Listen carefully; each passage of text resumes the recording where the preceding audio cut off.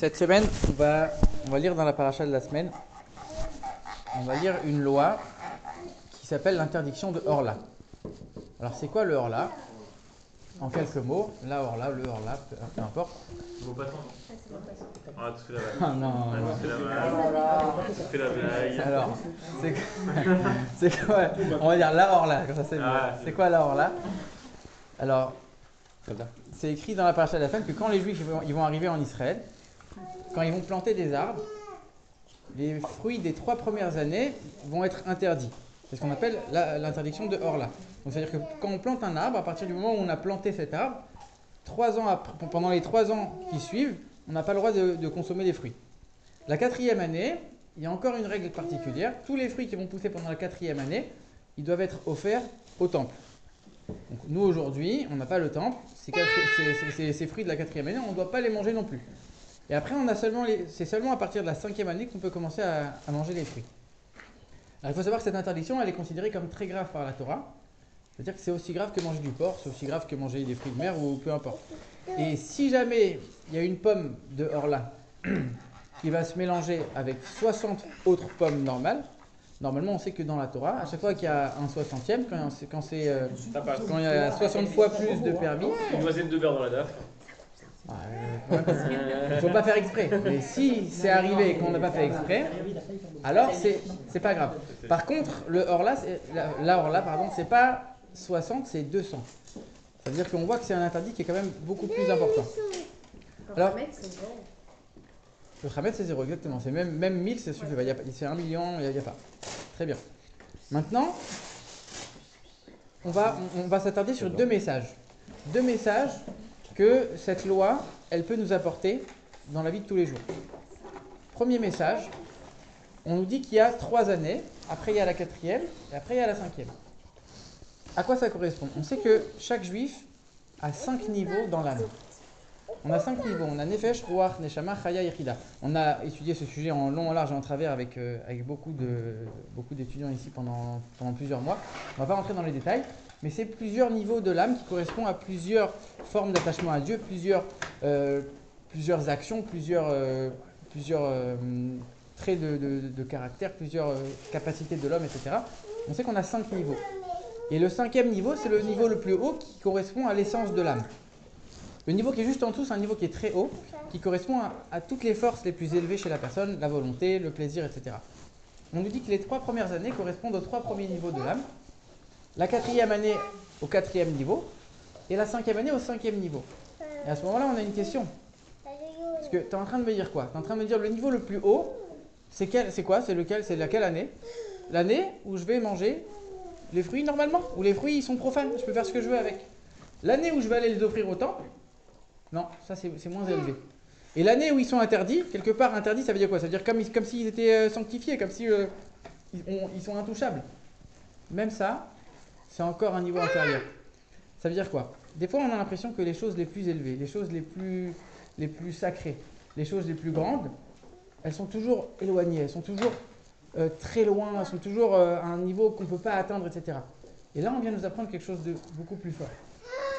Le 5e niveau, le niveau le plus haut, c'est pas le niveau où tu vas prendre les fruits et que tu vas les offrir au temple. C'est pas le niveau où ils sont interdits, qu'il n'y a pas de contact avec toi.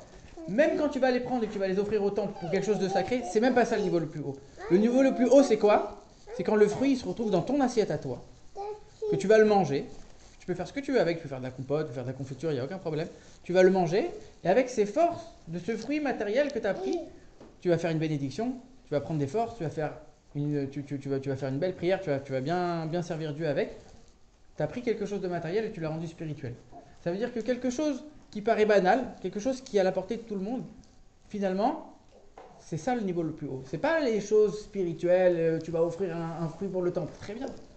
Mais quelque part, tu as limité à la spiritualité. Tu n'as pas rentré avec la matérialité, tu n'as pas fait un contact entre les deux.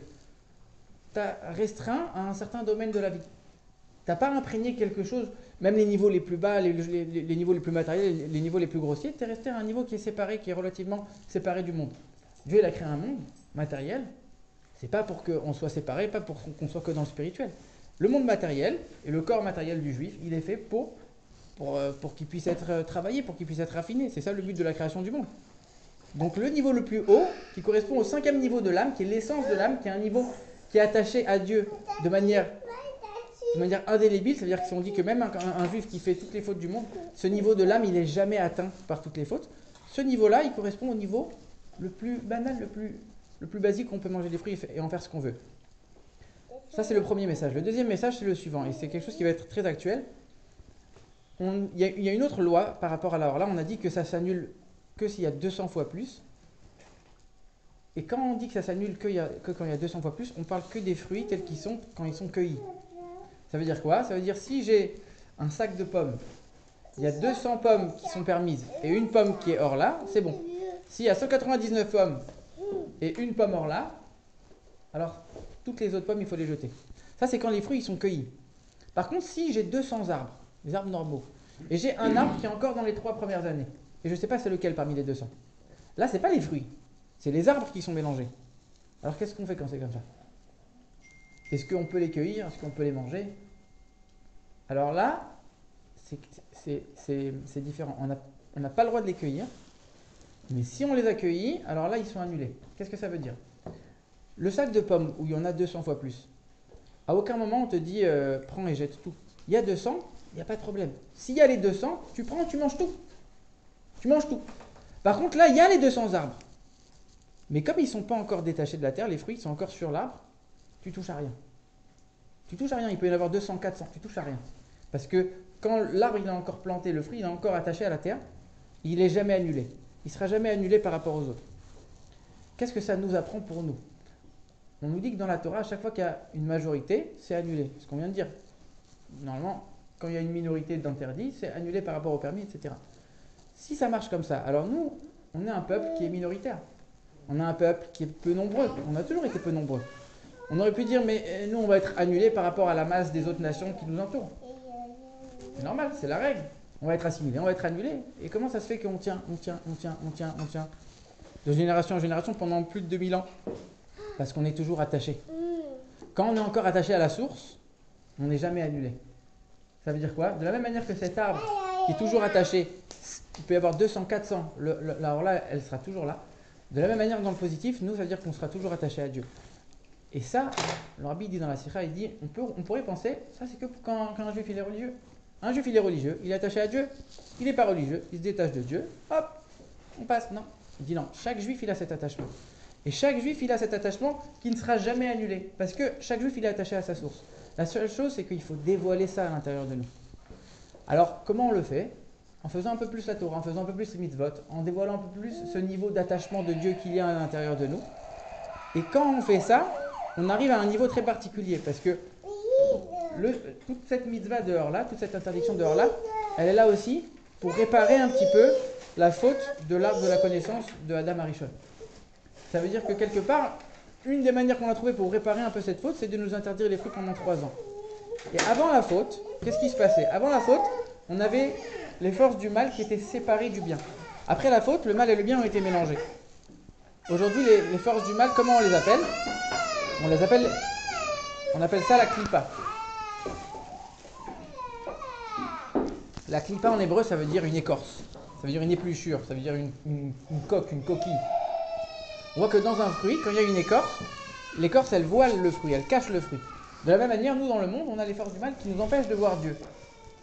Mais ça, c'est uniquement parce que on est après la faute. Après la faute, on a ce mélange entre le bien et le mal, et on a le mal qui nous empêche de voir le bien. Mais quand on arrive un petit peu, nous, à dévoiler cet attachement à Dieu qu'on a, on remet un peu les choses à leur place. Et les forces du mal, elles prennent leur rôle, c'est-à-dire qu'elles deviennent complètement séparées du bien, et on arrive à voir qu'en fait, une coquille dans un fruit, elle protège le fruit. Elle n'est pas forcément négative. L'écorce, elle n'est pas négative, elle protège le fruit. Donc quand on arrive à remettre les choses à leur place, on voit que toutes les forces du mal, non seulement qu'elles ne vont pas s'annuler, mais elles vont même nous apporter quelque chose de positif. C'est-à-dire qu'en dévoilant un petit peu cet attachement à Dieu qu'on a à l'intérieur de nous, on va faire en sorte de faire avancer le monde vers cette époque de Mashiach où c'est pas seulement qu'il n'y aura plus de mal, c'est que tout le mal va nous servir, tout le mal va être à notre service, on aura une utilité de ça. Et voilà, on espère qu'avec tout ce qui se passe, ça va arriver très prochainement. Voilà.